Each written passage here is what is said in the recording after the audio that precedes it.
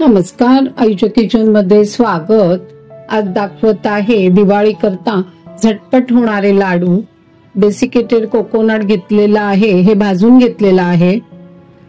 भाजलेले तीळ, बेदाणा, पिस्ता, भोपळ्याच्या बिया, काजू, वेलची पावडर घालणार आहे आणि ह्या गुलाबाच्या पाकळ्या, माझ्याकडे गावठी गुलाबाच्या पाकळ्या सुकवलेल्या आहेत। आता मी हे काजू भिजून ठेवणार आहे एक तासाकरता आणि मग लगेचच तुम्हाला पुढची रेसिपी दाखवणार आहे। तर काजू छान भिजलेत, 1 तास मी भिजत ठेवले होते। पिस्ता आणि भोपळ्याच्या बिया 5 मिनिटं गरम केल्या कोरड्या आणि आता त्याला मिक्सरवर पल्स मोडवर फिरवून घेतलेला आहे। तीळ तर भाजून घेतलेले आहेत। आता आपण डेसिकेटेड कोकोनट 1 कप घेतलेला आहे, हे काजू घालायचे। बेदाणा पाव कप घेतलाय बेदाणा आणि आता हा नारळ घालायचा आहे आणि आता याच्यातच वेलची पावडर घालतेय।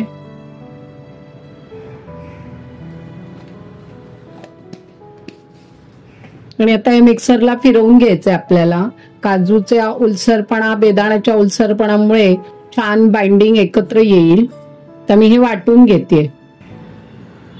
आता छान वाटून झालेलं आहे, हे बघा एकदम मस्त घट्ट घट्ट झालेलं आहे।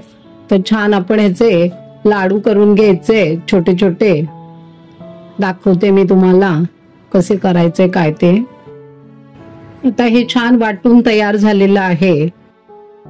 आता आपण त्याचे छोटे छोटे लाडू करायचे, एकदम लहान पण नाही, एकदम मोठे पण नाही, असे मीडियम आकाराचे करायचे।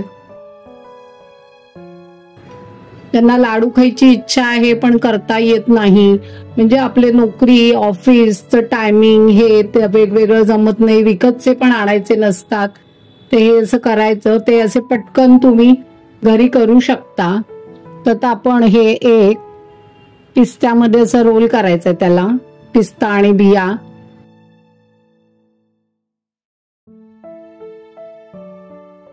किंवा तुम्ही डेसिकेटेड कोकोनट भाजून घ्यायचं, त्याच्यात कंडेन्स मिल्क घालायचं आणि तरी पण पटकन लाडू असे तयार होतात। पण ते खूप गोड असतं, हा नैसर्गिक गोडवा दाखवते मी, त्याचे लाडू करून दाखवते तुम्हाला। आता हे आपल्याला तिळामध्ये कोट करायचे आहेत।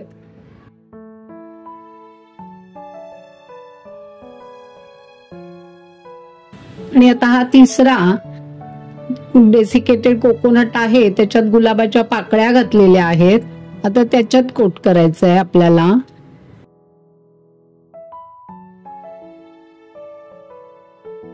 छान पटकन तयार झालेला आहे लाडू। हे जे पटकन डेसिकेटेड कोकोनटचे लाडू तयार झाले आहेत। बाकीच्या मिश्रणाचे पण मी हे सगळे वेगवेगळे 2-3 प्रकारचे करून घेतेय। दिवाळी करता लाडू तयार आहेत। आस्वाद घ्या, लाईक करा, शेअर करा आणि कॉमेंट्स करा आणि तुम्ही पण पटकन होणारे लाडू करून बघा आणि मला देखील कॉमेंट्स मध्ये तुम्ही कॉमेंट्स करून सांगा